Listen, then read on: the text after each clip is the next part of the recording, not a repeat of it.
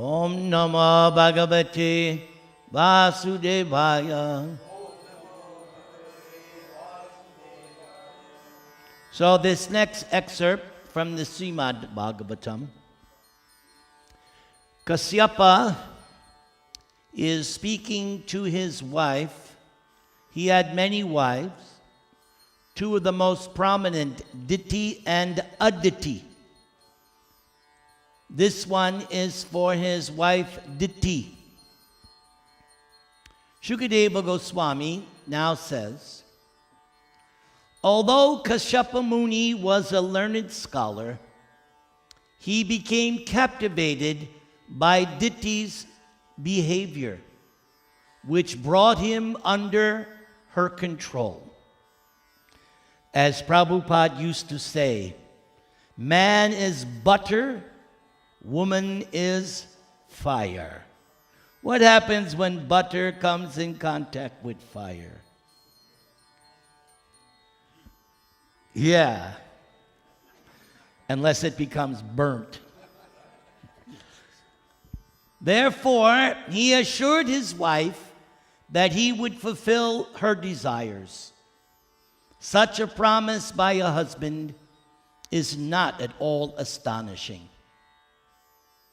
Now listen to what Shukadeva Goswami says here.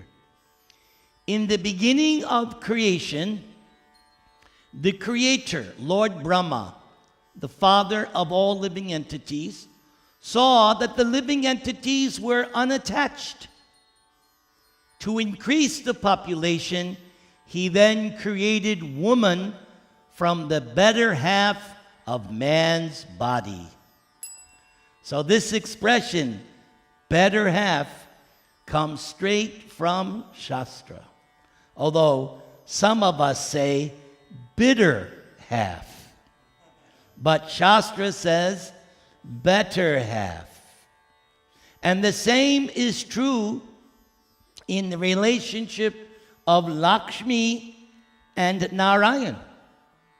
That same phrase is used, that Lakshmi is the better half of the body of Narayan. So you went out. We pay all respects.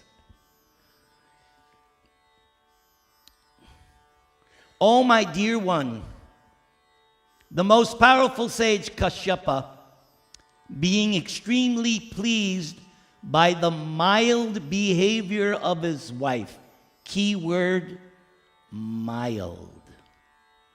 Mild behavior of his wife, smiled and spoke to her as follows. Because Diti has acted in such a way that Kashyapa has been completely mesmerized. So now he's speaking. Oh, beautiful woman, oh, irreproachable lady, since I am very pleased by your behavior, you may ask for me any benediction you want. Sounds like Dasarath, doesn't it? Dasarath also made a promise once, which later came to become his own destruction. Be careful what you promise. My wife, you know, how many promises do I owe you? Unlimited, see? I owe her unlimited. So, yes, one day you will collect. You may ask for me any benediction if you want. If a husband is pleased, what desires are difficult for his wife to obtain, either in this world or the next? Now, you husbands, you're going to like this. Kashyapa says, a husband is the supreme demigod for a woman.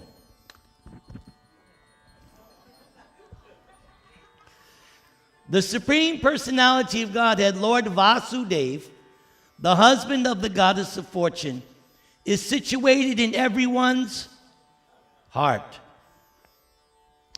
and is worshipped through various names and forms of the demigods by fruitive workers. In other words, Those who cannot accept Krishna or Vishnu as God, then fruitive persons worship God indirectly by worshiping the various demigods for their material desires to be fulfilled.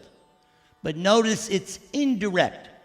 But those who are devotees, they worship God directly to fulfill their desires. That is the difference. Similarly, a husband represents the Lord as the object of worship for a woman. So men, now you have your marching orders, okay? This is why it's valuable to learn Srimad Bhagavatam. So, because knowledge is power. Knowledge is power. Bhagavatam is the supreme knowledge. My dear wife, a conscientious wife should be chaste and should abide by the orders of her husband. She should very devoutly worship her husband as a representative of Vasudeva. Just like the same principle is there, we worship Guru not as God, but as representative of God. That philosophy which says the Guru is God, that is called Mayavad philosophy, which Vaishnavas reject. But to say that the Guru, or in this case, the husband, is the representative of Vasudeva, that's different. Now, men, in order to be a representative of Vasudeva, you have to act like that. In other words, you can't act like Ravan and think, I'm a representative of Vasudeva. No, no, no, no. To be a representative of Vasudeva means you have to become a nice devotee. Okay? That's the context here. Same way with Guru.